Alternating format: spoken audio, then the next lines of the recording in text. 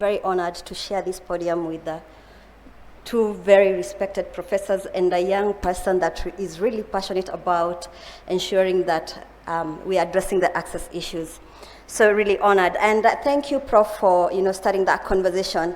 And my presentation, I'm going to be focusing on how best we can bridge the gap for adolescents to enhance that and make sure that they access these products for HIV and SRH.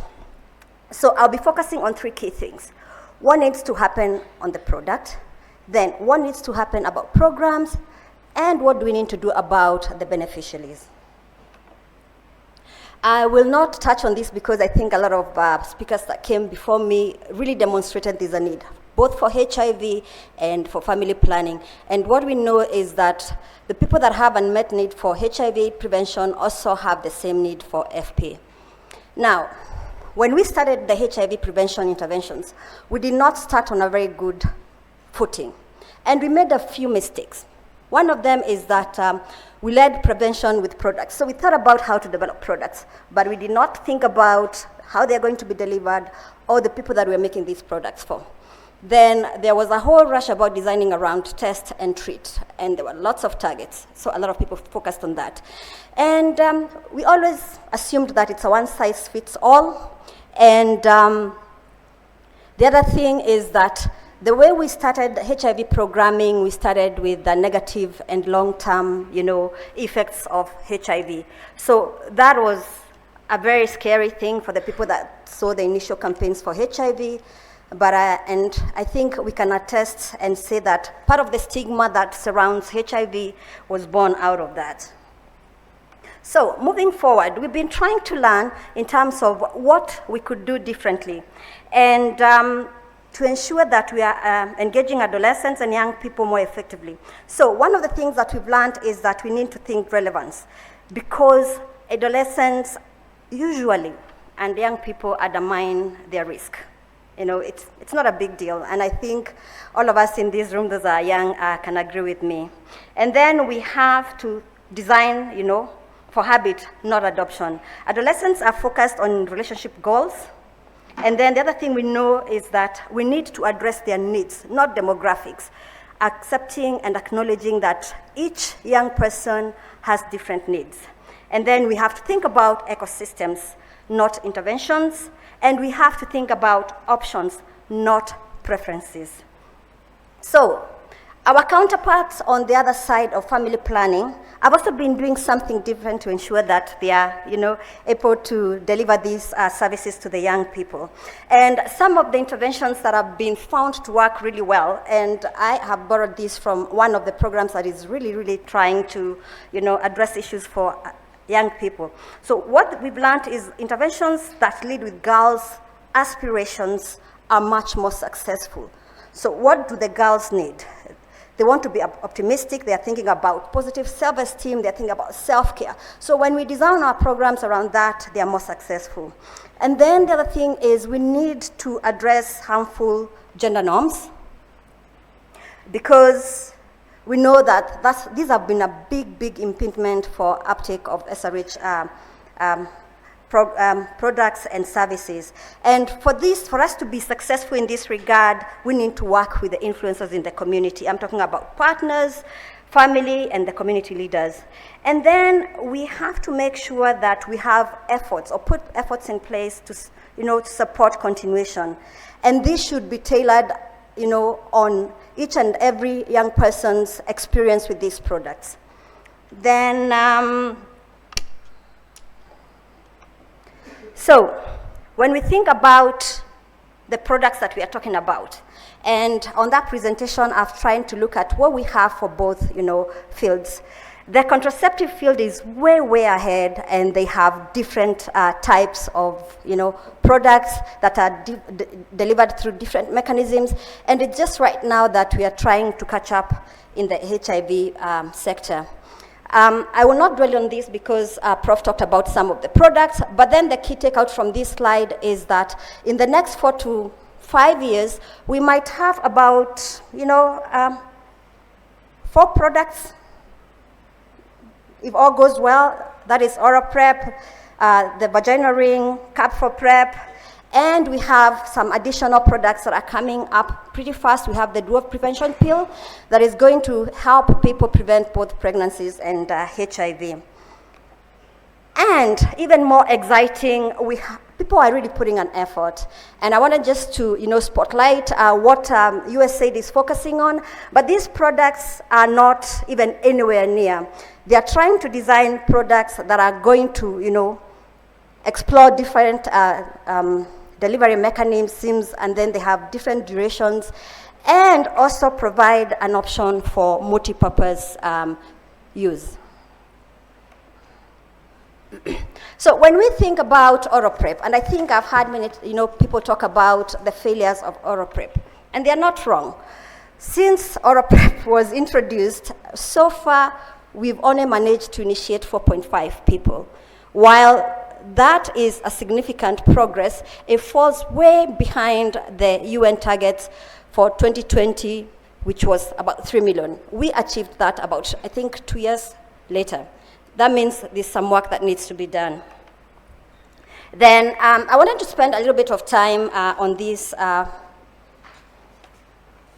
slide, because from this slide, what I'm trying to share is what we have in the market right now. That is the CAP for PrEP, or whatever is coming to market soon. CAP for PrEP, the DVR. How far are we from ensuring that it gets the people that could benefit from using it? So far, CAP for PrEP has been approved in 5 African countries. That is Botswana, Malawi, South Africa, Zambia, and Zimbabwe. And by extension, it should be authorized in Eswatini and Lesotho under South Africa approval. And we have some pending, regulatory approvals in a couple of countries in Kenya, Mozambique, Namibia, Rwanda, and a couple of them. There's question is, what needs to be done to fast track these, regulatory approvals at the country level? That's an opportunity for advocacy. Then there are 20 CAB implementation studies planned across Africa, and the question we are asking in all those implementation studies, are we answering the right questions? So then DVR has been approved in 7 Africa countries, and we're also waiting for others to be approved. Question is, again, what can we do to fast track that approval? And then there are also 11 DVR implementation studies planned for Africa. And again, are we asking the right questions? Are we covering the right geographies? And are all the populations that we need to answer questions on covered? Now, shifting gears to contraceptives. This is a place that has been thriving, and we have a number of products. And I'm sure a lot of us in this room are very, very familiar with the ones on the left, the classics. These have been in the market, especially the African market, for a while. And then we have slightly newer products, and some of them are available, but not probably in all the countries. Then we have the upcoming products, very interesting products. We have a ring that is supposed to be 1 year. And then I talked about the dual prevention pill that just received the bioequivalence approval. And what that means is because it combines 2 products, oral contraceptive and oral PrEP, when it's put together, does it work the same way as when it's taken separately? Even more interesting, so what's coming or what's cooking within the family planning sector?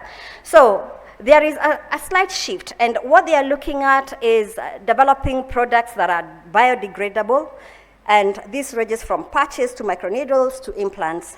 And then they're also looking at longer acting injectables, and they're looking at a 6-month injection. And also there's a lot of interest on the multi-purpose products that can prevent pregnancy plus HIV stroke, either herpes or HPV. And again, really interesting is the male contraceptives that are in the cooking. And some of these will be injections or gels. So I see that even that market is trying to cater for the needs for different users. Now, when we think about developing these products, there are a couple of things that we need to think about. when we're talking about the products, a lot of effort is put to make sure that they are efficacious, or the efficacy works, and we are, addressing the issue of, dosing and duration, reversibility, side effects, and the mode of delivery. And what we need to think about is also ensuring that we are engaging with the national decision makers that design the program, just to make sure that the service delivery or the channels are ready for these products. What does it mean in terms of the cost of the product and also of the program? Does it require, training for the healthcare providers? And how do we need to start thinking about demand generation? And then when it comes to people, we need to think and ensure that we are engaging the end users way in advance. We may have failed, but then with the products that are way up the pipeline, there are some efforts to really ensure that they are getting input from the end users way in advance. And again, it's never just about the biomedical. For impact, we must combine and address biomedical, behavioral, and structural. And I think we've talked much about that. And finally, and very, very important, especially in this room, we really, really need community-led advocacy to ensure that we are pushing for prioritization of choice, both for HIV and SRH. And I think Prof also, closed with the same remarks. Now, I just wanted to spotlight one of the latest, interventions in that regard. And the Africa Women HIV Prevention Community Accountability Board, last month, they launched the HIV Prevention Choice Manifesto. And this marks a very historic milestone in the power of the community-led leadership and prioritization of choice in HIV prevention. And this really comes at a very opportune time when political will and financial investments are critical to deliver new prevention options, such as CAB. And I think we've talked about, some of the issues that are needing to be addressed. And with that, I wish to thank all of you. I want to leave time for more questions. The presentation is a bit heavy, but I think we are going to make it available for the participants if you need it. And we've included a number of resources, so if you just need to understand, you can go into those. And I thank the organizing committee and all our partners that we work with to collect and share all this information. Thank you.